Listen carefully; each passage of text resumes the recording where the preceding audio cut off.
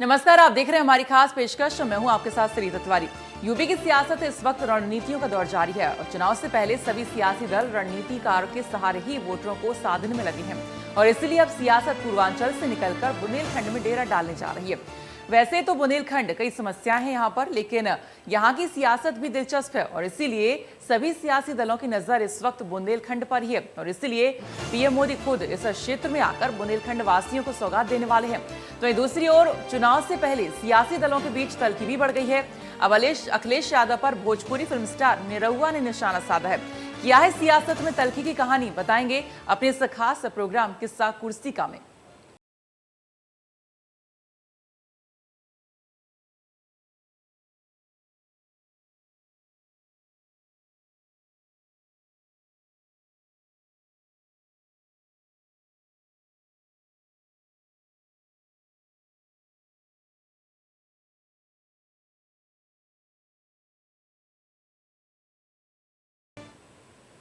वैसे तो बुंदेलखंड में तमाम समस्याएं, यहाँ पर गरीबी, भुखमरी और सूखा से आम इंसान से लेकर किसान हमेशा परेशान रहे हैं और अगर राजनीतिक पंडितों की माने तो आजादी के बाद हमेशा से बुंदेलखंड को विकास के नाम पर ठगा गया है। वैसे तो अगर बुंदेलखंड की राजनीतिक समीकरण को समझें तो कहा जाता है कि अगर पूर्वांचल और बुंदेलखंड का साथ किसी को मिल जाए तो कोई पार्टी लखनऊ में सत्ता पर काबिज हो सकती है और इसीलिए अब पीएम मोदी महोबा से सौगात देकर बुंदेलखंड में चुनावी एजेंडा सेट करेंगे।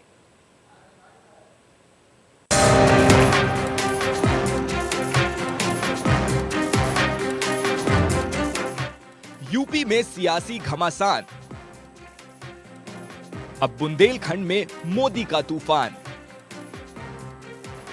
22 रोड मैप, कौन किसे कर रहा ट्रैप। पूरब पश्चिम में बटा प्रदेश, कौन जीतेगा 22 की रेस। पूर्वांचल में सियासी घमासान के बाद अब यूपी की सियासत बुंदेलखंड में शिफ्ट होने जा रही है और अब पूर्वांचल के बाद बुंदेलखंड राजनीति का अखाड़ा बन गया है।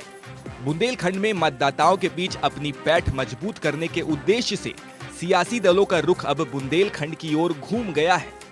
बुधवार को कांग्रेस महासचिव प्रियंका गांधी चित्रकूट में भगवान कामता नाथ की शरण में पहुंची, जहां उन्होंने महिलाओं से संवाद साधकर सियासी जमीन बनाने की कोशिश की है। क्योंकि प्रियंका गांधी 22 के रण में उतरने से पहले प्रदेश की आधी आबादी पर अब प्रभाव डालने की कोशिश में लगी है।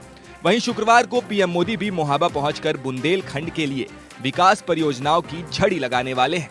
वहीं झांसी में प्रधानमंत्री भारतीय सेना साजो सामान से सुसज्जित करने वाले हैं, जबकि समाजवादी पार्टी अभी भी बुंदेलखंड में पकड़ मजबूत करने के लिए अलग अलग रणनीतियों पर काम कर रही है।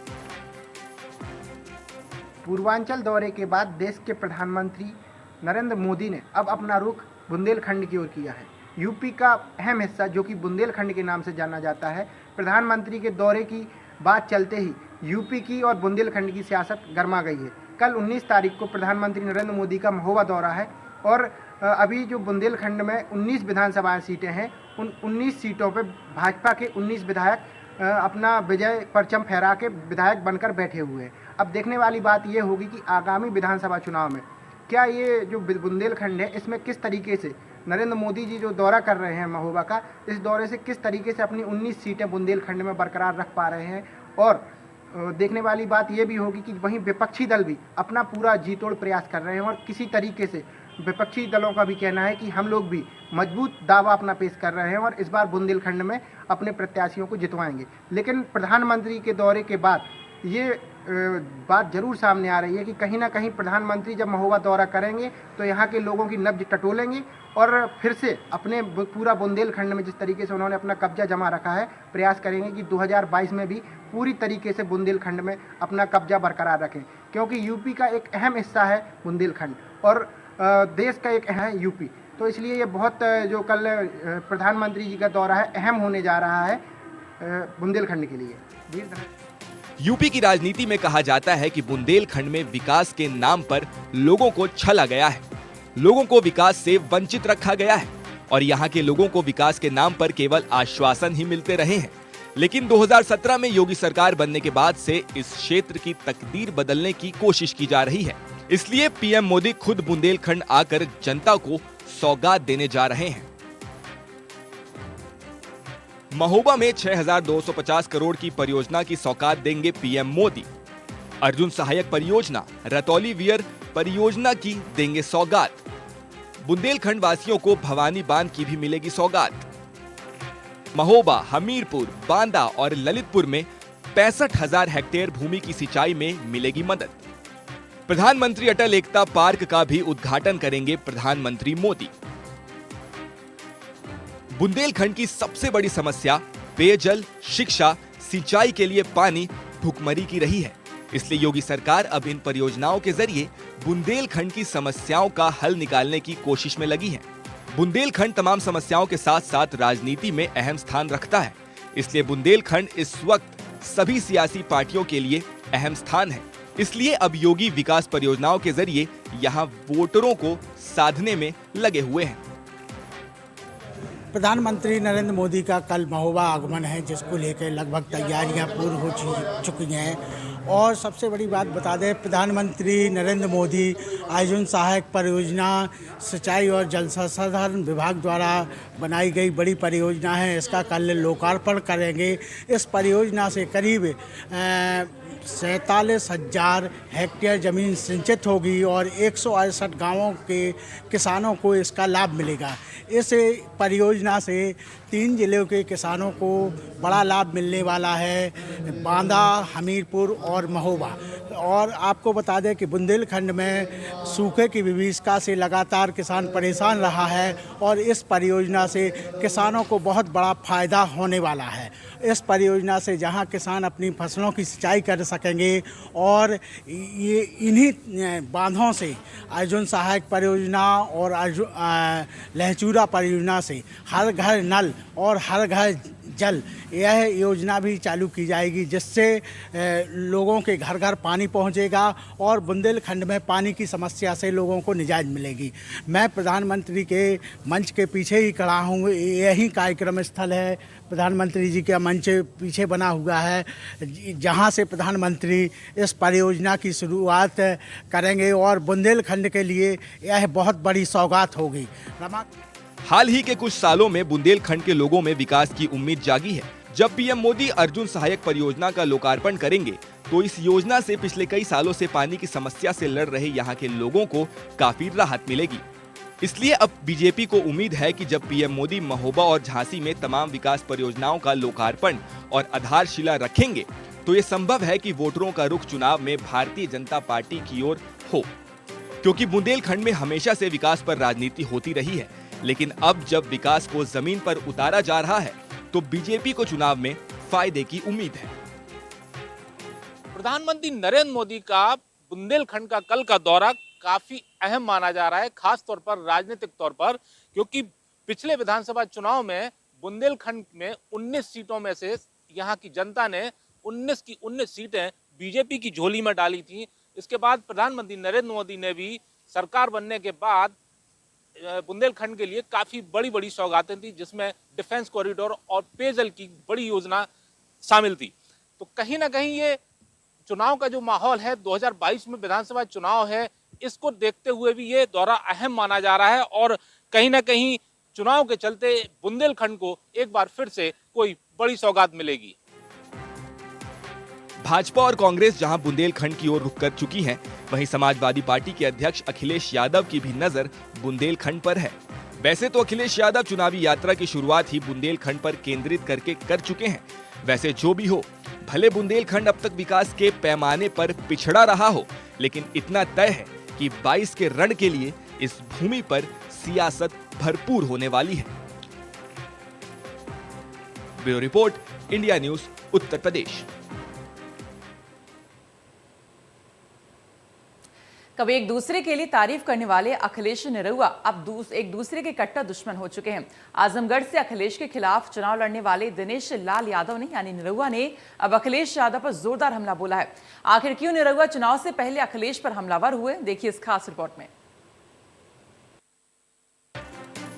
यूपी सियासत अब धीरे धीरे आरोप प्रत्यारोप से आगे निकल गई है। एक और जहां अखिलेश यादव लगातार बीजेपी पर हमलावर हैं, वहीं भोजपुरी फिल्मों के स्टार और बीजेपी नेता निरहुआ ने समाजवादी पार्टी प्रमुख अखिलेश यादव पर बड़ा हमला बोला है। निरहुआ ने आरोप लगाया है कि अखिलेश यादव को एक रंग विशेष से नफरत है। उन्होंने आगे कहा कि भगवान कृष्ण भी उस दिन खून के आंसू रोए होंगे जब अयोध्या में राम भक्तों की जान ली गई। गौरतलब है कि निरहुआ आजमगढ़ से अखिलेश के खिलाफ 2019 लोकसभा चुनाव लड़ चुके हैं और फिर अखिलेश के खिलाफ ताल ठोकने को तैयार हैं। याद रहे कि अखिलेश यादव लगातार ये बयान दे रहे हैं कि 2022 में एक रंगी सरकार जा रही है, इसलिए अब निरहुआ ने अखिलेश पर पलटवार किया है। अखिलेश यादव जी, ये जो एक रंग से आपकी और आपके पार्टी की जो नफरत है वो तो जग जाहिर है, उसमें कुछ कहने की बात नहीं है। मैं तो सिर्फ आपको इतना कहना चाहता हूं कि मान ले लिए, सम्मान ले लिए, और आप लोग तो यादवों का स्वाभिमान ले लिए, क्योंकि कृष्ण भगवान भी उस दिन खून के आंसू रोए होंगे जिस दिन यही तुष्टीकरण की राजनीति करने के लिए आप लोग अयोध्या में राम भक्तों की जान ले लिए। पर ठीक है, आप ऐसे ही अपनी विचारधारा समय समय पे बताते रहिए ताकि धीरे धीरे उन लोगों की भी आंख खुले जो लोग आज भी भ्रम में हैं, उनको भी पता चलता रहे कि आप जिन्ना की विचारधारा वाले आदमी हैं, और अगर आपको मौका मिला तो आप इस देश का, प्रदेश का क्या करेंगे ये सबको पता होना चाहिए। मुझे तो पता है। अखिलेश यादव इन दिनों अपनी चुनावी यात्रा पर निकले हुए हैं और लगातार सरकार पर हमलावर हैं। अखिलेश की कोशिश है कि सभी मुद्दों पर सरकार को घेरकर फिर से सत्ता में वापसी कर सकें। वैसे 2022 का विधानसभा चुनाव अखिलेश के लिए चुनौती भी है, क्योंकि जब से अखिलेश यादव के हाथों में समाजवादी पार्टी की कमान सौंपी गई है, तब से समाजवादी पार्टी का प्रदर्शन किसी भी चुनाव में अच्छा नहीं रहा है। भले ही वो 2017 का विधानसभा चुनाव हो या फिर 2019 का लोकसभा चुनाव, किसी भी चुनौती में अखिलेश के नेतृत्व में समाजवादियों ने अच्छा प्रदर्शन नहीं किया। इसलिए अखिलेश यादव इस वक्त चुनावी यात्रा के सहारे प्रदेश को मतने के लिए निकले हुए हैं। उन रंगों को जोड़ने का काम समाजवादी पार्टी कर रही है। लाल हो, हरा हो, नीला हो, पीला हो, सफेद, सब रंगों को जोड़ करके समाजवादी पार्टी सबको आगे बढ़ाने का काम करेगी। अखिलेश जी 2013 में सेमरा गांव बाढ़ पीड़ित था, आज तक बेघर है।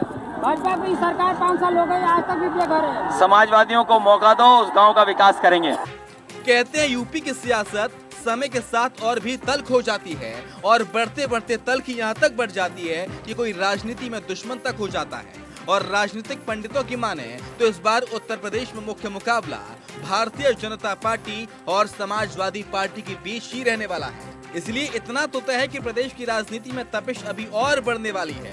ये तल्खी कहां तक पहुंचेगी, बस ये देखना दिलचस्प होगा। Bureau report, India news, Uttar Pradesh, Uttarakhand.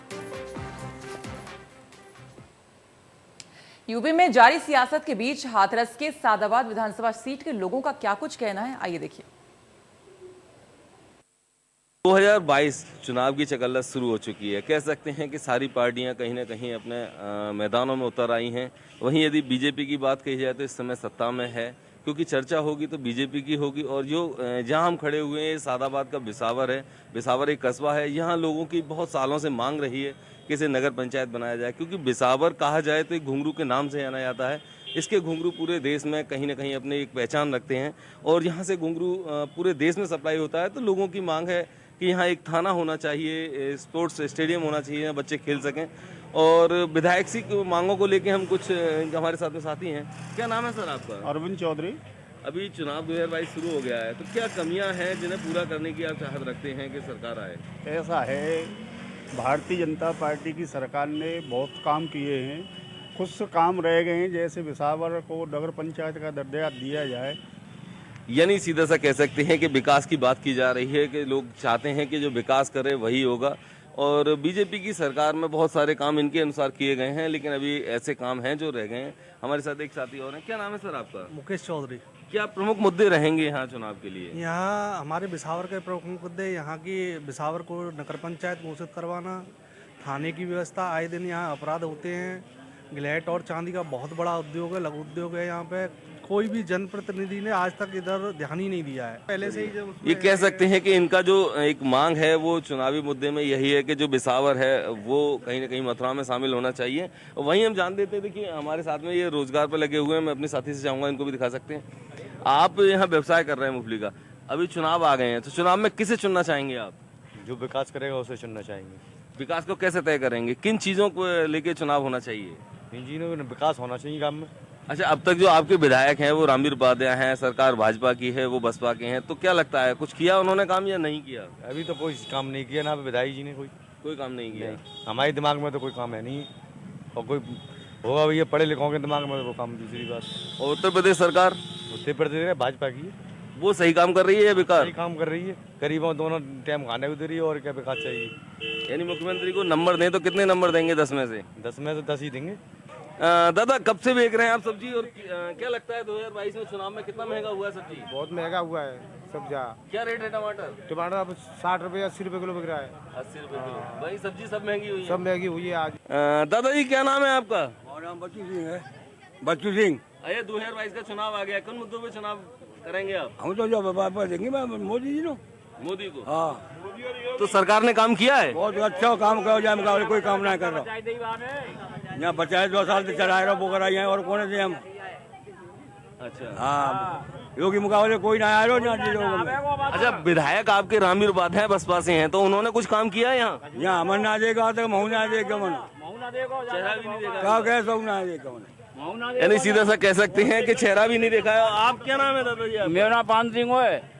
तो क्या लगता है सरकार मुद्दे क्या होंगे? मुद्दे यही होने चाहिए, फिर मोदी आना चाहिए, क्योंकि सबसे बढ़िया काम करा हुआ ने हर एक बात में, सब बात की समस्या पूरी करी। यानी सीधा सा कह सकते हैं यहाँ पिछले चुनावों में कह सकते हैं राम लहर जब आई थी, उसके बाद में भाजपा का कोई यहाँ टिकट नहीं बना है। कह सकते हैं कि 92-95 में कभी भारतीय जनता पार्टी ने अपना खाता खोला था, उसके बाद से अभी तक यहाँ खाता नहीं खुला है।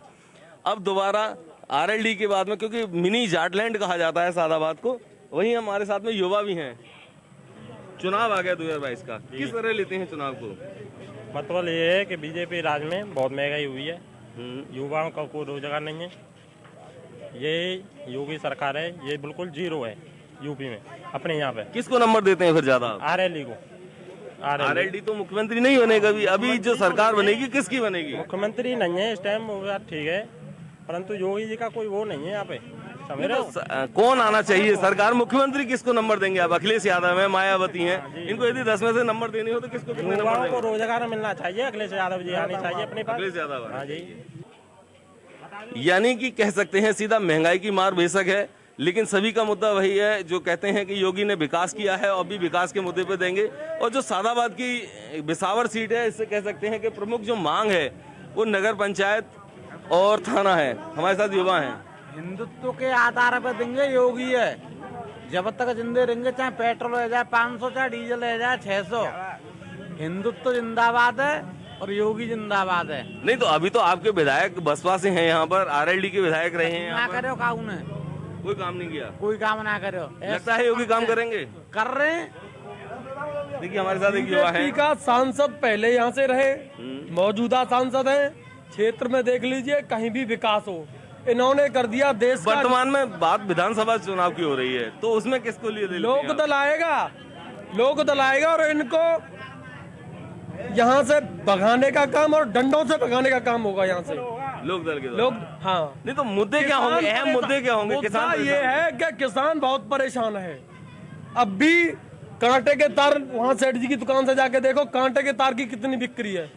किसान बहुत परेशान है। इस सरकार ने देश का सुपड़ा साफ कर दिया, और पहले तो सरकार आती जाती रही है, लेकिन ये इतनी बुरी तरीके से जाएगी कि ये 100 साल तक देश में वापस नहीं होगी। क्या नाम है सर आपका? जगदेव आर्य नाम है मेरा। क्या मुद्दे रहेंगे? मुद्दा तो विकास तो हो रहा है, पर थोड़ी कमी है, थोड़ी पर आएंगे योगी। नहीं, महंगाई बहुत ज्यादा है, महंगाई से कहीं ना कहीं कमर टूटी हुई है। महंगाई तो कोई सरकार नहीं रोक सकती है, ये तो पहले जो समय था उसके हिसाब से महंगाई बढ़ी है। कोई सरकार आएगी, एक मिनट तुम बोले थे, ये लोकतंत्र है। यानी कि कह सकते हैं कि महंगाई की मार, उसके बाद में भी लोगों की अलग अलग अपने मत हैं, लेकिन मुद्दा वही विकास का, और कहीं ना कहीं लोगों की कमर जो है महंगाई ने तोड़ रखी है। PN Sharma, India news, Hathras. और फिलहाल इसी के साथ हमारी इस खास पेशकश में इतना ही, लेकिन आगे और भी खबरें जारी हैं। आप देखते रहिए इंडिया न्यूज। नमस्कार।